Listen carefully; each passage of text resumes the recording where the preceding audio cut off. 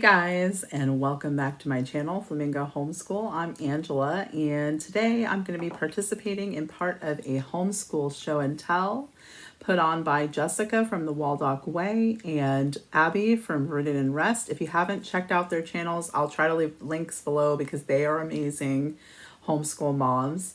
And they have invited us YouTube homeschool moms to participate in this monthly show and tell. And there's different topics that they have given us. So this month, the month of February, is homeschool success. How to be successful, your top 3 tips of how to be successful in homeschooling your children. And so first of all, I just want to say welcome if you're new and thank you so much for watching. And second, I kind of want to give like a disclaimer a little bit because my things that make me successful with my children in my house, with my schedule, and with me teaching them may be completely wrong for you.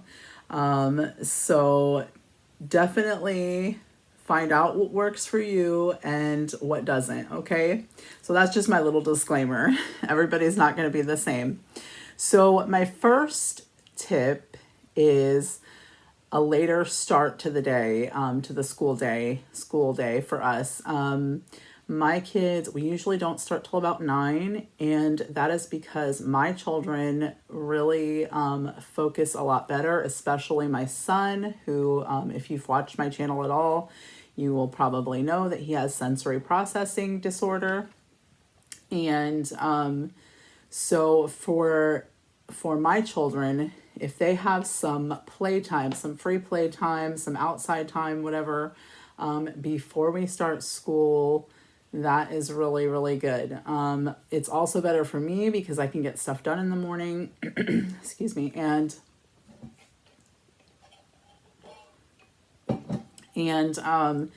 I am able to kind of gather myself better. They can get their chores done and their things that they need to get done, have breakfast, and kind of just have that free time to play and be creative.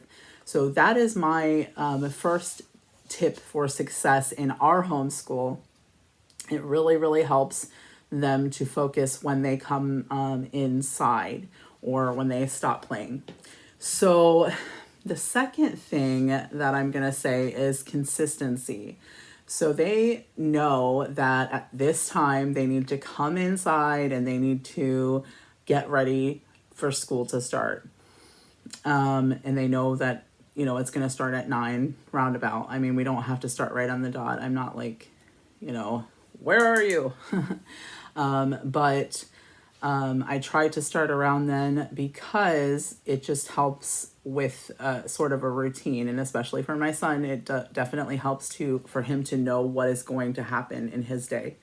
So the consistency part, I also have planners for them, and I will write in what they are going to need to accomplish that day in their planners, and so they'll know like they need to do this activity. It's going to be with me, or we're going to do the science experiment, or we're going to do this for language arts today. And this really helps them to know what is really going to be required of them that day and that week. That way they know like, okay, I can check these boxes. My kids are very much box checkers, especially my daughter.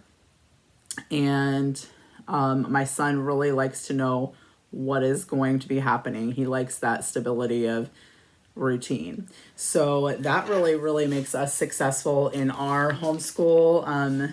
The fact that we have not really it's a kind of a set schedule, but they know what's going to happen each day, if that makes sense.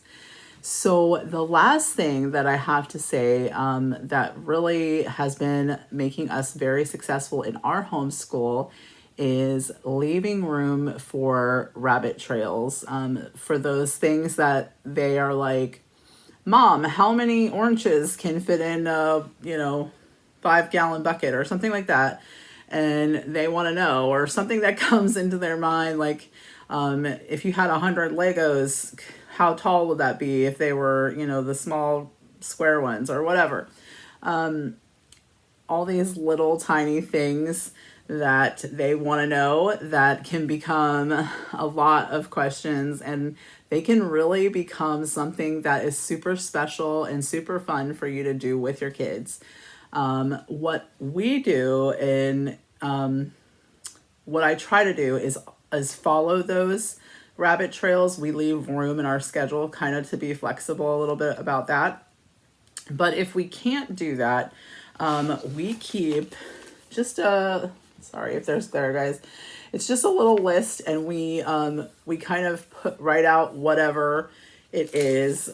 For instance, my son wanted to know more about worms and what they do underground, so that was one of our rabbit trails. If we can't do it right then, I try to put it on our list. That way, when we're finished with what we're doing, we can, or what we need to get done, then we can go ahead and remember what it is and go off on that little rabbit trail. Because they will learn so much, I have found, when they want to know something. So how do birds know how to migrate? That was one of them. How fast are dog sleds? And that led to us reading a book about dog sleds, and I can't think of the name of it right now. I'll have to insert it here when I remember later on. But it had us reading books about huskies and different ways of travel and things like that. So it really opened this whole world of things to us that we never would have studied.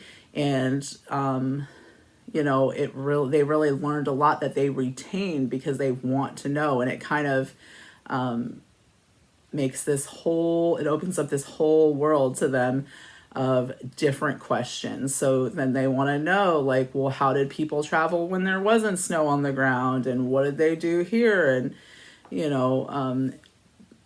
different things like that. So it really opened up different parts of history and different ways of travel and things like that, which was really amazing. And it's like one little rabbit trail can lead to another, to another, to another, to another. And before you know it, they've learned a ton just from this one little question. So that would be my third tip for, success in homeschool. But I do want to say my success in homeschool is not going to be the same as yours. I mean, maybe it will, but most likely you're going to find your own success that works with your kids and your schedule and you. Different things will work for different people. So if these things don't work for you, don't get discouraged or anything like that, because like I said, it's different for every single kid and every single parent and every single home, every single schedule. It's not going to be the same for everybody. Just know that you are equipped to teach your children, and if something's not working, then try something different. Don't be afraid to try something different. I guess that's like a bonus tip for you guys.